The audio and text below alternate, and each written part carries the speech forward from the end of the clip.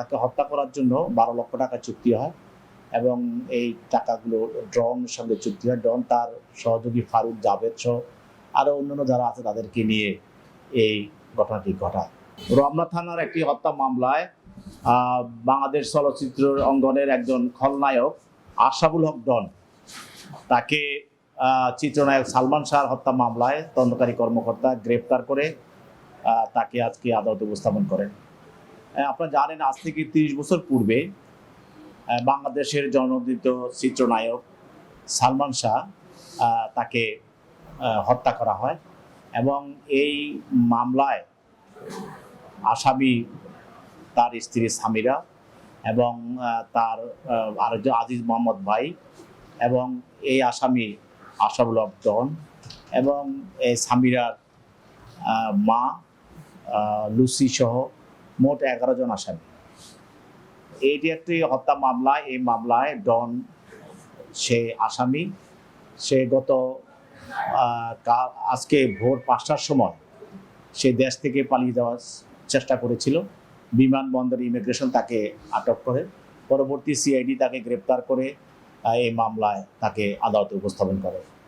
এই মামলার মূল বিষয়টা হলো যে সালমান শাহকে আজিজ মোহাম্মদ ভাই এবং তার স্ত্রী সালমান শাহর স্ত্রী সামিরা এবং তার শাশুড়ি লুসি এবং এই আজকের যে আসামি আশরাফুল হক ডন, তারা পরস্পর ষড়যন্ত্র করে তাকে হত্যা করে এবং প্রথমে তাকে হত্যা করার জন্য 12 লক্ষ টাকা চুক্তি হয় এবং এই টাকাগুলো ডনের সঙ্গে চুক্তি হয়। ডন তার সহযোগী ফারুক, জাভেদ সহ আরও অন্যান্য যারা আছে তাদেরকে নিয়ে এই ঘটনাটি ঘটায় এবং প্রথমে তাকে ক্লোরোফর্ম দিয়ে তাকে নাকে মুখে তাকে ক্লোরোফর্ম দিয়ে তাকে অচেতন করে ফেলা হয় এবং এই অচেতনটাকে আরও নিশ্চিত করার জন্য তাকে ইঞ্জেকশনে দেওয়া হয় এবং তাকে হত্যা করার জন্য যাওয়ার পথে ডন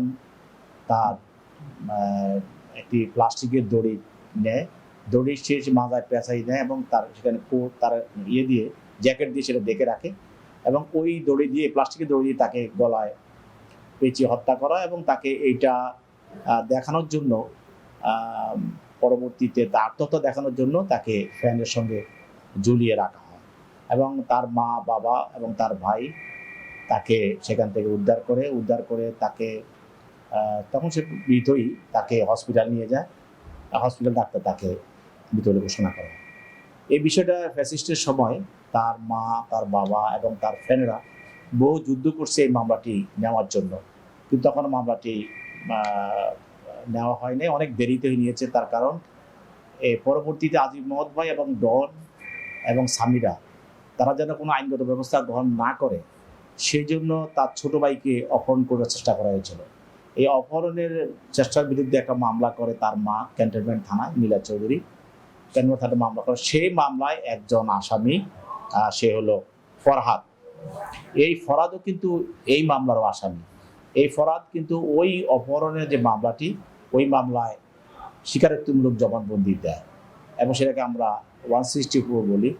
ওই স্বীকারোক্তিমূলক জবানবন্দিতে সে বলে যে তারা কয়েকজন মিলে আজিজ মোহাম্মদ ভাই এবং ডন এবং সামিরার মা তারা মিলে সব তাকে 12 লক্ষ টাকার চুক্তিতে তাকে হত্যা করে এবং সামিরার সঙ্গে এই ডনের একটা অবৈধ সম্পর্ক ছিল এবং সামিরার মার সঙ্গে অর্থাৎ সালমান খান শাশুড়ির সঙ্গে আজিজ মোহাম্মদ ভাইয়ের একটা অবৈধ সম্পর্ক ছিল।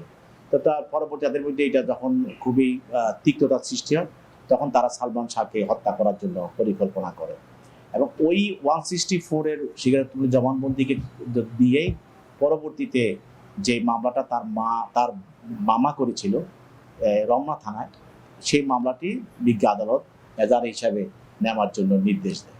সেই হিসাবে এজাহার হয় এবং সেখানে যাদেরকে আমি আসামি বললাম তারা এই 11 জন আসামি হয়।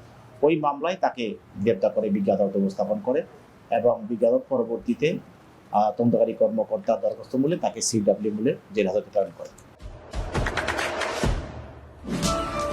দেশে দেশে সবার সাথে দ্য নিউজ।